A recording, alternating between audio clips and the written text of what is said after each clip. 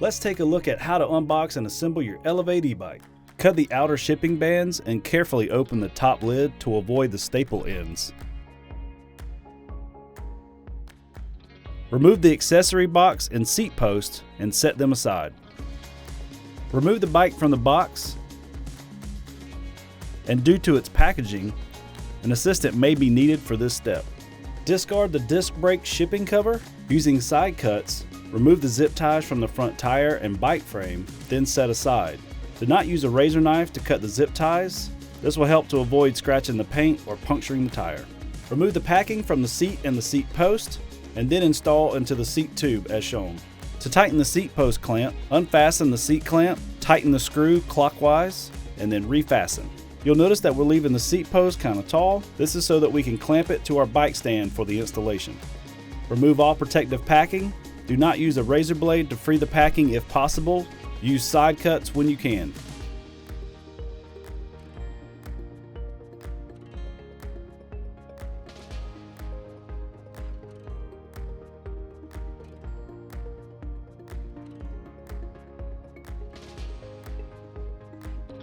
At the handlebar, note that the flat edge of the handlebar stem will match the flat edge inside the handlebar tube. Insert the handlebar stem into the tube before you lift the tube into its resting position.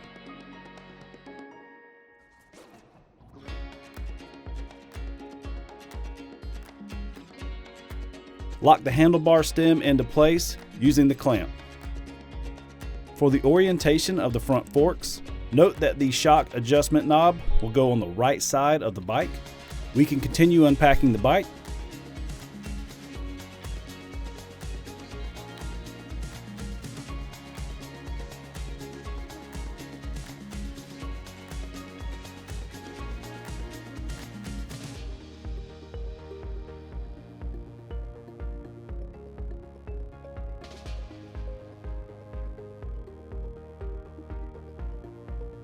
Be sure to remove the front fender, which is zip tied to the rear fender.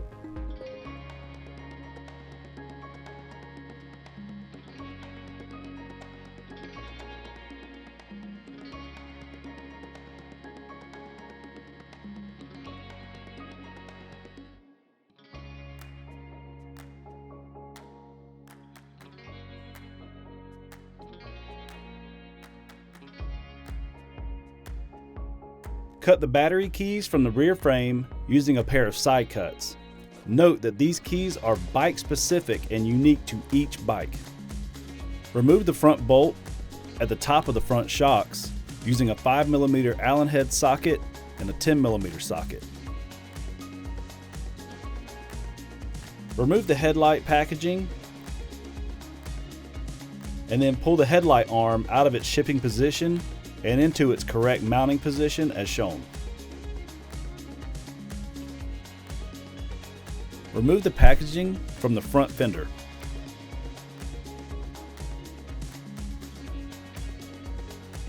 Attach the front headlight and the front fender to the shock mount using the factory bolt.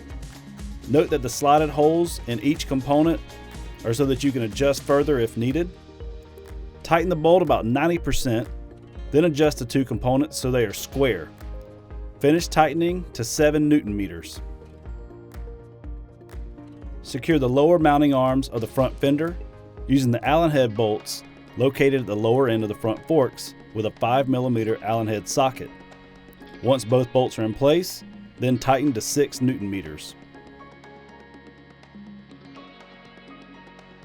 When attaching the front tire to the front forks, note that the disc brake slides directly into the brake calipers here. Attach the front tire to the front forks by backing out the wheel nuts to almost the last threads. Note that the hook washer goes into the hook hole at the front fork as shown.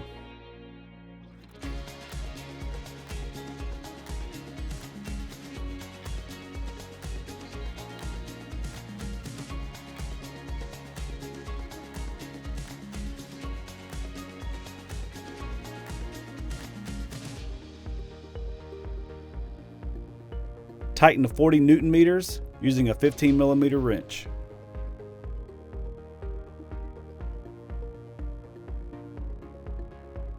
Open your accessory box and remove the rear reflector and the pedals.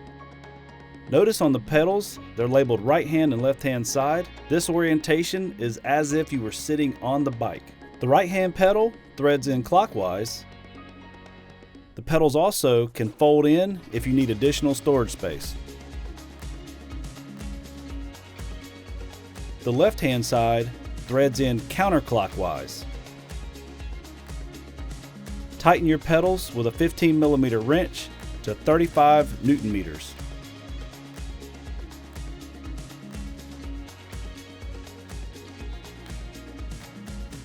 Attach the rear reflector to the very top of your seat post and place the trim ring inside the clamp. Snap the reflector down into the clamp housing and secure to the top section using a number 2 Phillips tip and the supplied screw.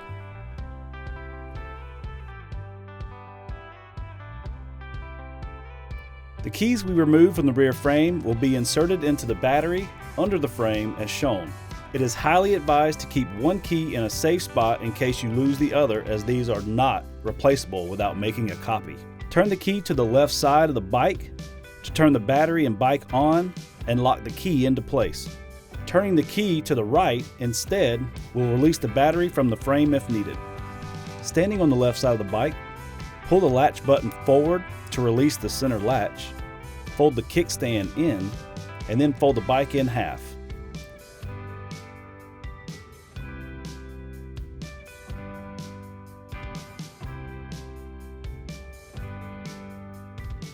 Note that the welded stand under the frame is to keep the bike in place while it's folded in half. Lower the seat down for easier storage. To unfold the bike from storage mode, simply repeat these same steps in reverse order.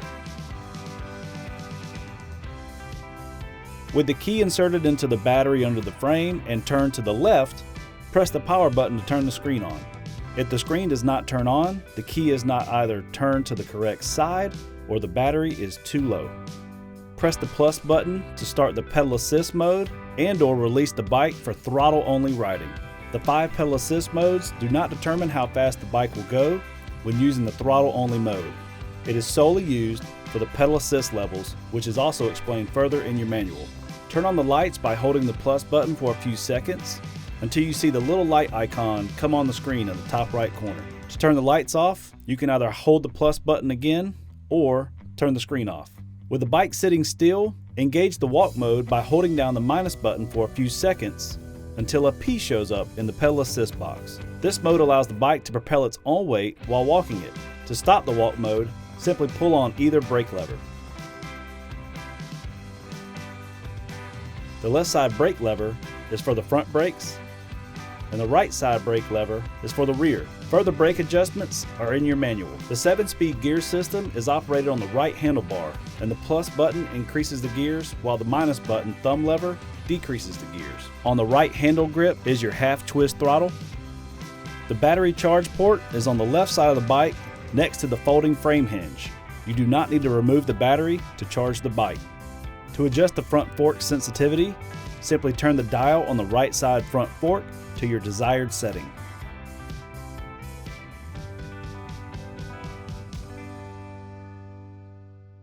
If you need further assistance, all of this information is found in your manual or the FAQ section at elevateebikes.com.